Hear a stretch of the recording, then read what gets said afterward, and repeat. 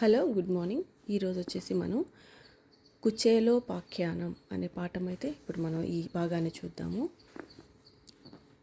కుచేలుడు అనే పేరు విన్నారా మీరు ఎప్పుడైనా?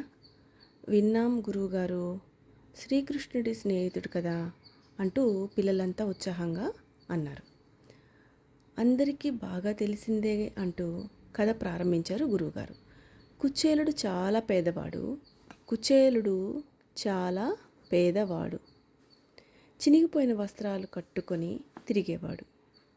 కుటుంబం గడవటం కష్టంగా ఉండేది. ఒకనాడు కుచేలుడితో ఆయన భార్య, నాథా, ఇన్ని కష్టాలు పడుతున్నాం కదా, చిన్ననాటి మీ స్నేహితుడు శ్రీకృష్ణుడు కదా, ఆయనను సహాయం అడగండి అని చెప్పింది. సరే అన్నాడు కుచేలుడు.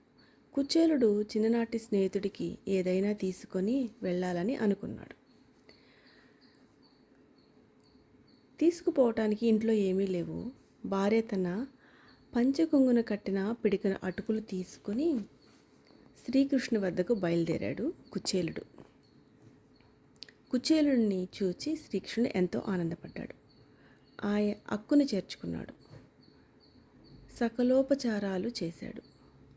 కుచేలుడు తెచ్చిన అటుకులు ఎంతో మక్కువతో ఆరగించాడు.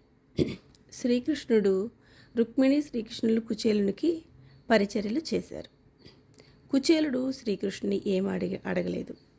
కుచేలుడు ఇంటికి తిరిగి వచ్చేసరికి అతని పాత కుటీర స్థానంలో మహాభవనం వెలిసింది.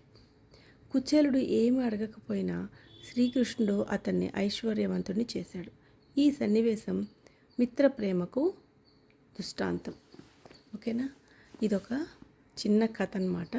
ఒక టీచర్కి స్టూడెంట్స్కి మధ్య సంభాషణలాగా ఉంది ఈ కథ.